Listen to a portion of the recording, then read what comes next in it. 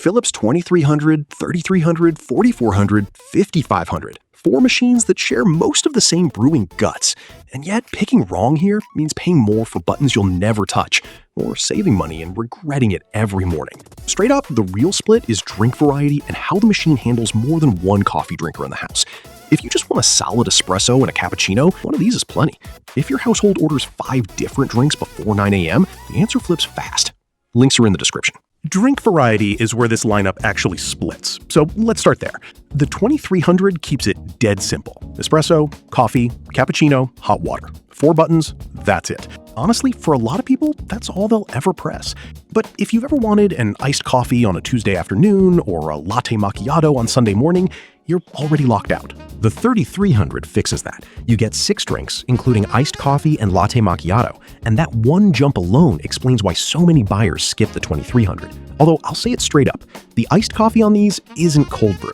It brews hot, just a touch milder, and you pour it over ice yourself. Some owners feel a little misled by that, and it's a fair gripe. Then the 4400 doubles things again to 12 presets, throwing in Americano, Cafe Crema, Cafe au lait, Iced Americano, the whole everyday cafe menu. And the 5500 pushes it to 20 drinks with flat white and ristretto in the mix.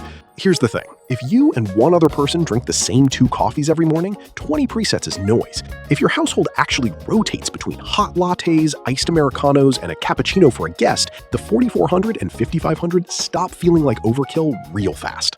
Now, customization. This is where households with mixed taste really feel the gap. The 2300 gives you 3 strength levels, 3 temperature settings, and that's your toolbox. It works, but it's basic. And there's no profile memory, so every time someone else uses it, your settings can drift. The 3300 bumps you up to a fuller adjustment menu, but still no saved profiles. The 4400 is where it gets interesting. 5 aroma strength levels instead of 3, plus 2 user profiles and a guest slot. That extra granularity matters more than it sounds. A few owners mention how dialing in took 20 cups of trial and error before the espresso stopped tasting watery.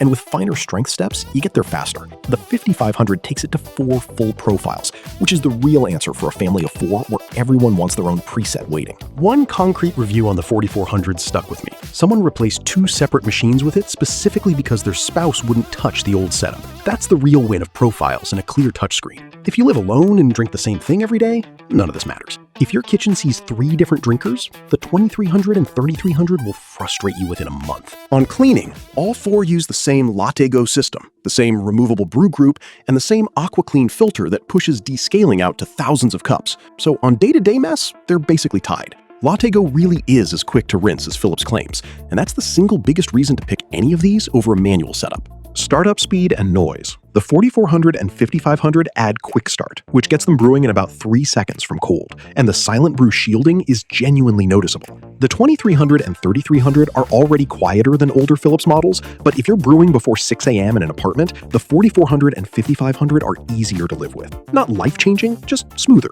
And now the part that decides it, price and value. These 4 sit closer together than you'd think, especially when discounts hit. The 2300 is the entry, and it tends to drop the most aggressively during sale events. The 3300 sits just above it, and the price gap is usually small enough that most buyers jump up just for iced coffee and latte macchiato. The 4400 is a bigger leap, and at full retail it's a harder sell. On discount though, it lands close enough to the 3300 that the extra drinks, profiles, faster startup, and quieter operation start looking like the real sweet spot. The 5500 carries the highest sticker, and it rarely discounts as deeply. You're paying for the broader menu and 4 profiles. Same brewing engine across the lineup, by the way.